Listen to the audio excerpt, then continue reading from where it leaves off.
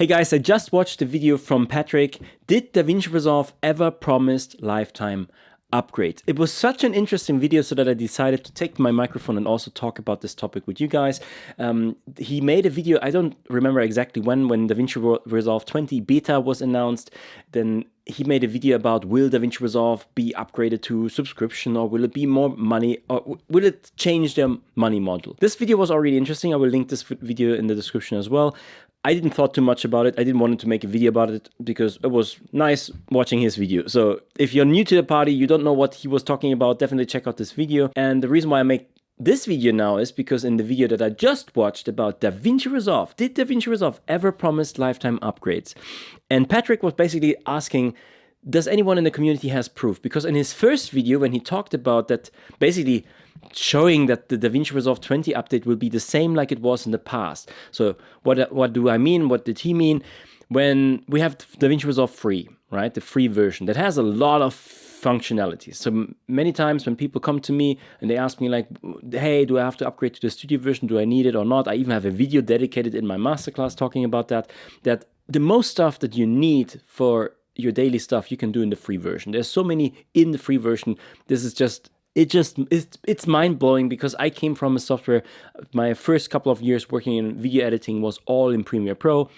Even before they had subscriptions, I started with CS4 and CS6, and that was never free, you know, like you had to pay for the software, obviously. And DaVinci flips this from the business point. They have a software that is completely free, and you have most of the features in it. And then you have a studio license. And in his video, that's why I encourage you, definitely check out the video, because it's also a little bit of a time travel. He shows all the videos where Blackmagic was announcing a newer version, like DaVinci 17, DaVinci 16, DaVinci, and so on and so on. And every time the wording that they did, they said the upgrade will be free for the free version and for the users, for the customers, and the upgrade for the studios. So if you have the studio version and all the new studio features that we bring into the studio version will be a free upgrade for the people who already purchased the studio version. So Patrick was asking, is there any proof that Blackmagic ever said in the past that you will get lifetime upgrades if you purchase the studio version? And he couldn't find this proof. And he was even asking now the community if there's proof in any way and how. And don't get me wrong, I don't have any proof, but I want to shift the conversation to a little bit reframing both sides. One side for the business, something that I learned like in a book 2 years ago, and also something that happens in customers.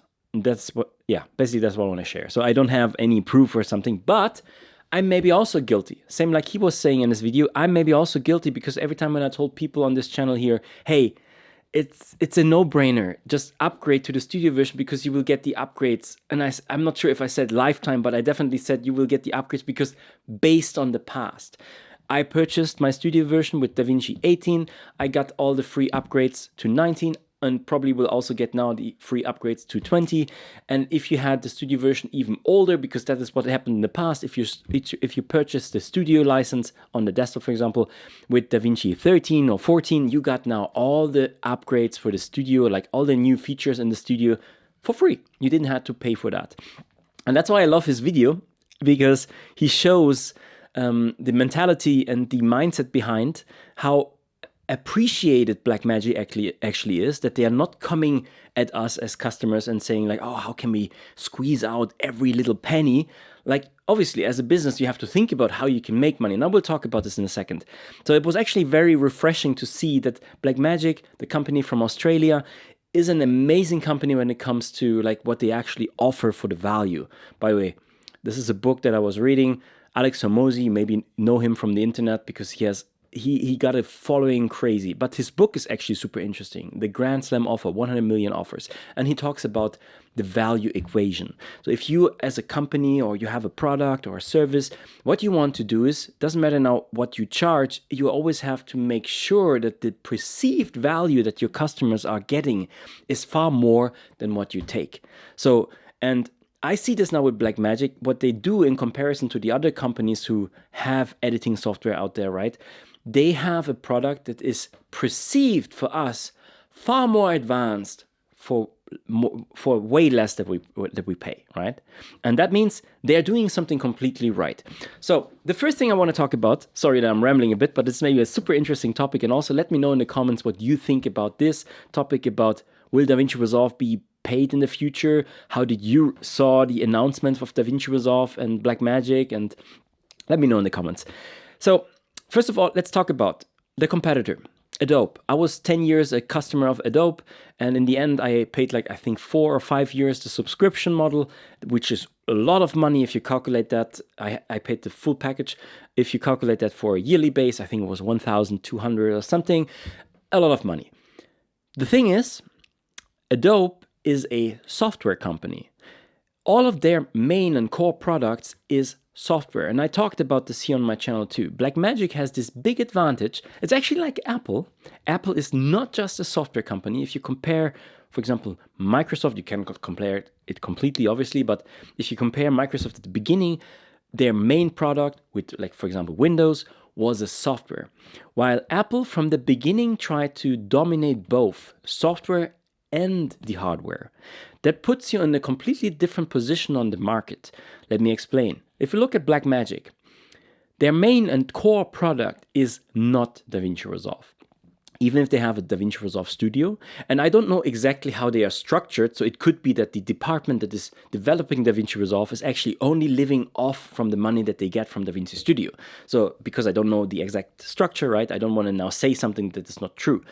But let's look at Blackmagic Design. If you look at their website, you will see that their core products are these big film equipment, hardware, from the cameras to the big desk for like Fairlight, music, for color grading, for like they have stuff for TV studios, and like it's crazy. A lot of the stuff that I don't even understand what it is. I'm honest. There is stuff in it crazy.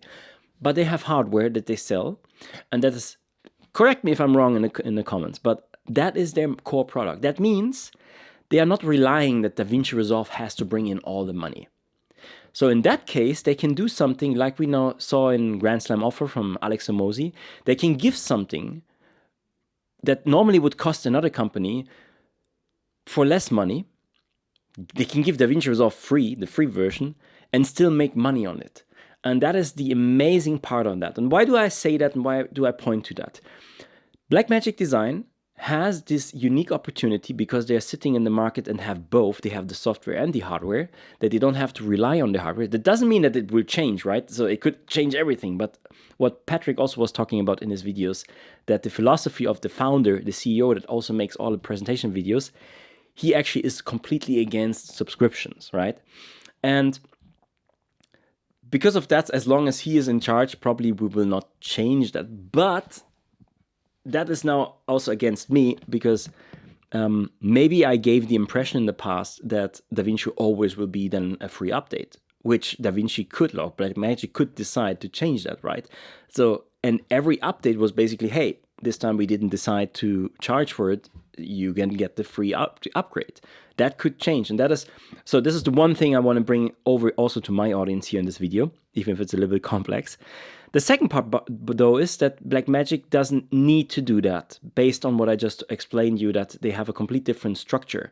They can still use this as a freebie. So like even my business, for example, right? I do the DaVinci Resolve MasterClass. My thing is all software. Like I teach, but it's my online course. That's all digital. So my core product is these masterclasses. So I give a couple of freebies like my cheat sheets and stuff like that. My YouTube videos are free, right? So that people can get an experience, and if they like and they want to learn from me, then they can get the DaVinci Resolve Masterclass for the iPad. So this system works.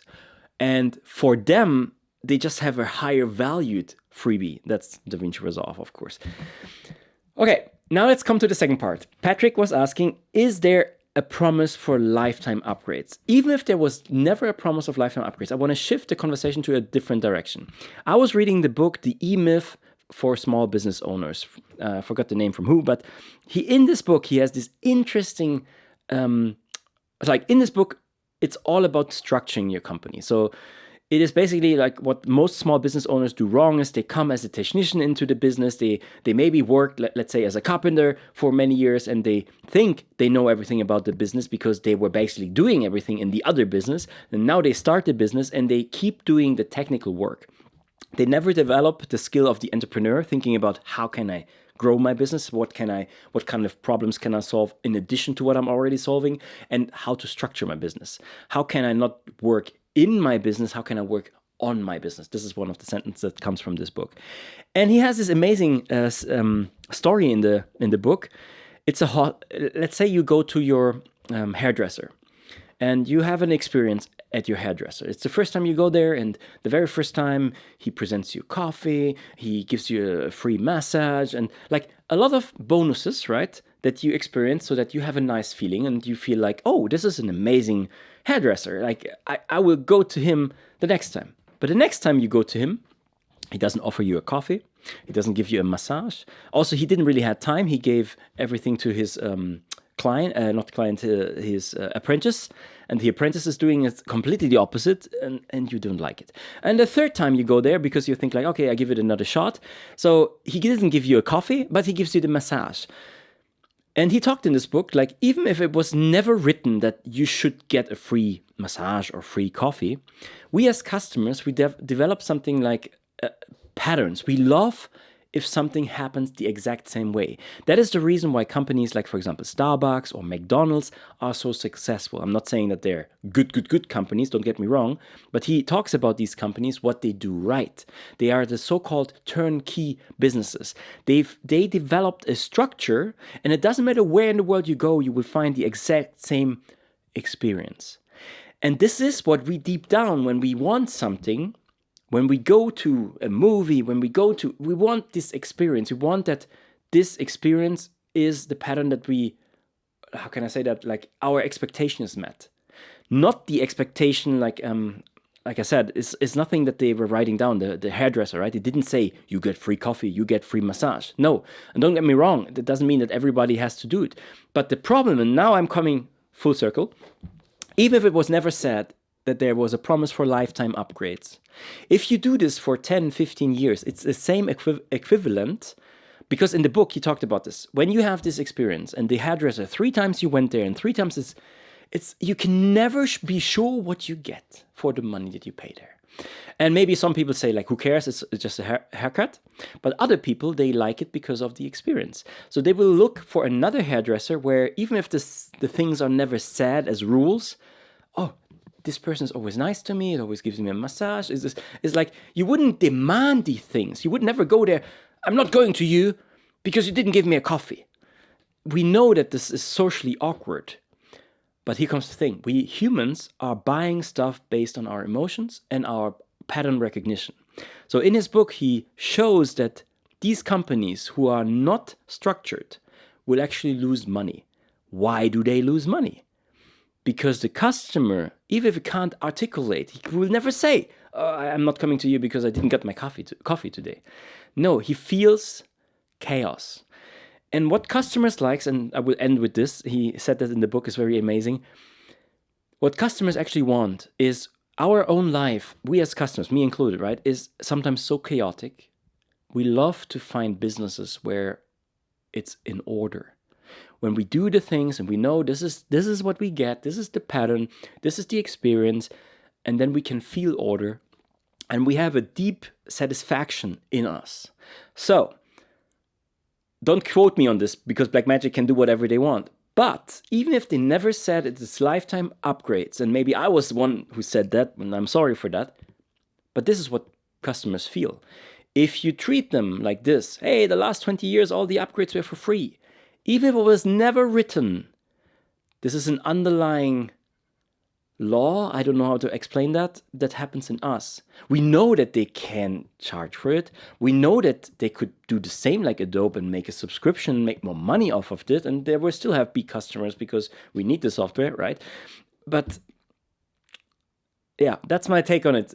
I think I told you enough. Pick up the book, The E-Myth, very interesting, especially if you have business or a service. And to Patrick, you're totally right that DaVinci or Blackmagic never said that, and I'm also guilty of maybe giving this false impression that, hey, just buy it and you will get free upgrades, because maybe it's not true. They could change it next year if they have financial problems. But hopefully, what I said in this video now is also helping you to understand that I don't think that Blackmagic has or needs to do that. Blackmagic makes their money on other products, same like Apple. Apple doesn't make their money just on the software. Apple makes their money on so many, okay, you don't have to talk about Apple, you don't know that better than me. But yeah, these are my senses about this. I will cut this off. No cut, I finish the video. Here are my thoughts about this. Definitely check out this video. Patrick, thank you for bringing this up to our attention in the community, and I see you soon. Have a wonderful day. Bye.